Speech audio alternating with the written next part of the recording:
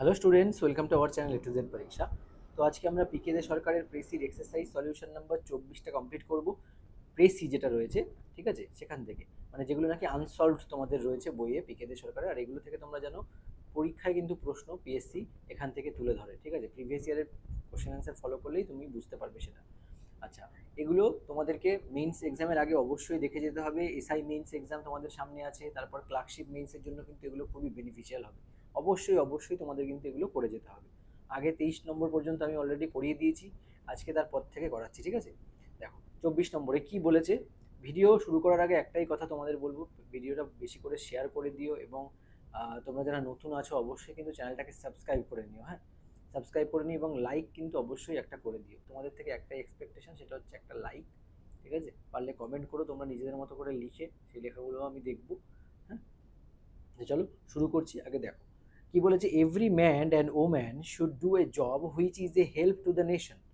বলেছে প্রত্যেক man and ওম্যানের শুড ডু এ জব, এমন কাজ করা উচিত, which is a help to the nation, যেটা কি নেশনের, দেশের জন্য জরুরি, তাই তো। হেল্প হবে, দেশের মানে প্রতি কোনো কাজ করা হবে। ইফ হি ডাজ নট, সে যদি না করে, he is consuming good food and doing nothing for it, তার মানে সে কি করছে, শুধুমাত্র গুড ফুড খাচ্ছে এবং তার কোনো কাজই তার জন্য সে করছে না। The nation would be better without him, তার মানে তাকে ছাড়াও নেশন আরও ভালো হবে, would be better. He has no real place in life, তার লাইফে কোনো রিয়েল প্লেস নেই জীবনে, হ্যাঁ। আচ্ছা, therefore every man and woman should learn to think about national affairs, তাই প্রত্যেক ম্যান অ্যান্ড ওম্যান তাদের শুড লার্ন, পড়াশুনো করা উচিত, লার্ন জানা উচিত, শেখা উচিত। To think about national affairs, তারা যেন ন্যাশনাল অ্যাফেয়ার্স সম্পর্কে চিন্তা ভাবনা করে, হ্যাঁ।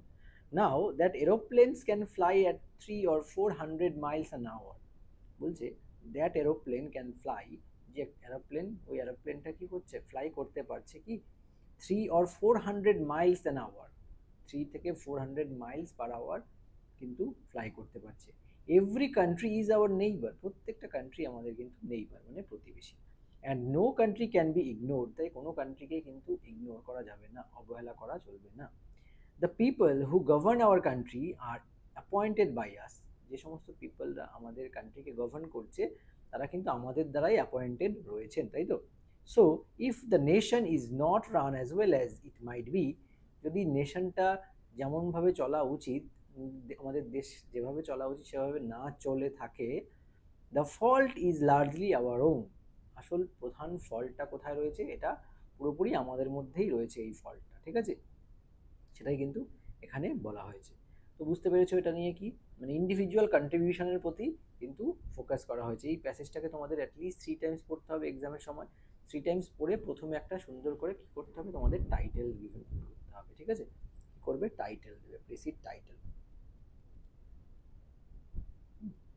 আচ্ছা, প্রেসিড, এই প্রেসিডটার টাইটেল কি হতে পারে, দেখো এটা আমি দিতে পারি, ন্যাশনাল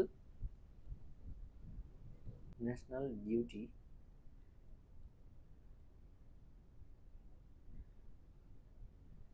কোলন দাও, দ্য রেসপন্সিবিলিটি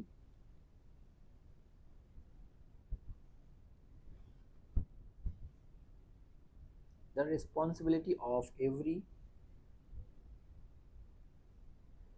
citizen, বোঝা গেছে। কি করতে হবে, এই যে এই লাইনটাকে তোমায় আন্ডারলাইন কিন্তু এক্সামের সময় করে দিতে হবে, ঠিক আছে। এরপরে শুরু করতে হবে প্রেসি লেখা। যারা আগের প্রেসিগুলো দেখোনি অবশ্যই দেখে নিও, নোট ডাউন করে নিও, তোমাদের কিন্তু অনেক অনেক অনেক বেশি হেল্প হবে।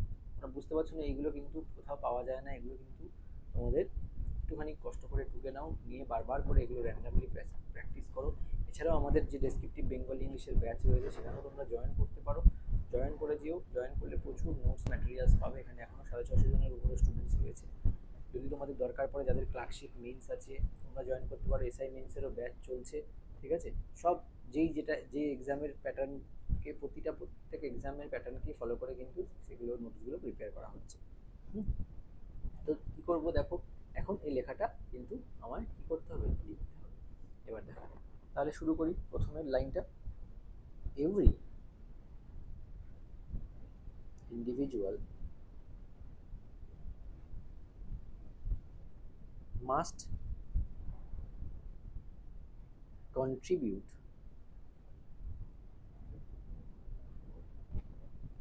Two the nation.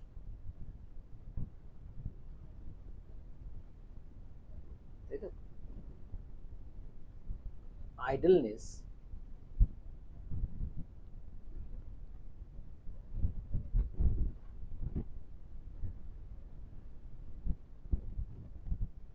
makes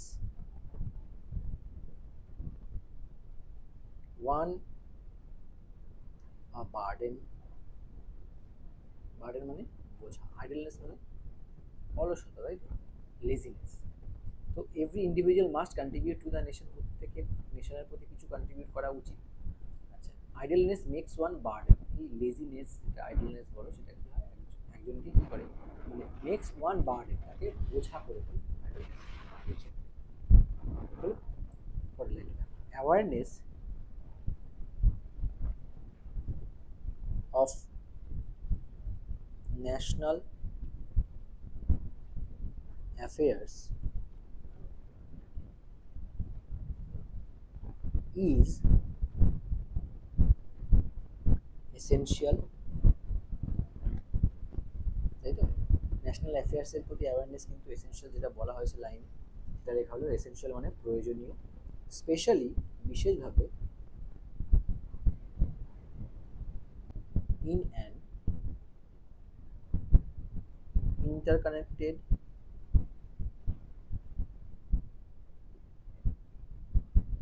world। আর বিভিন্ন ওয়ার্ল্ডের কথা ওখানে মেনশন করা আছে, সেই কারণে কিন্তু এটা লেখা। Awareness of national affairs is essential specially in an interconnected world. বুঝা গেল? ইন্টারকানেক্টেড বলতে প্রত্যেকের সঙ্গে প্রত্যেকের যে কানেকশন সেটাকে বলছে। আচ্ছা, পরের লাইন দেখো, with leaders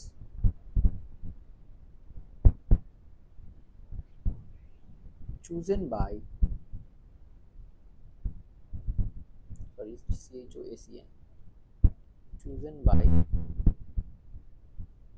the people,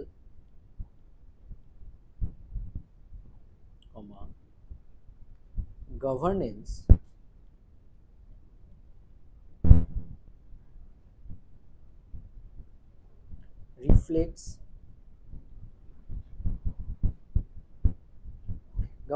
reflects collective responsibility।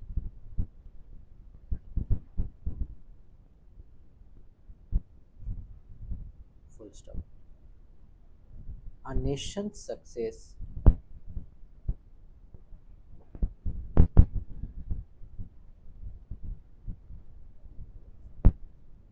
depends, লাস্টের লাইন যেটা বলেছে, depends on its citizens।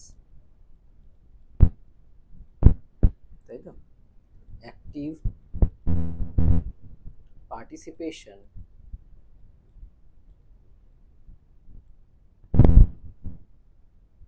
and accountability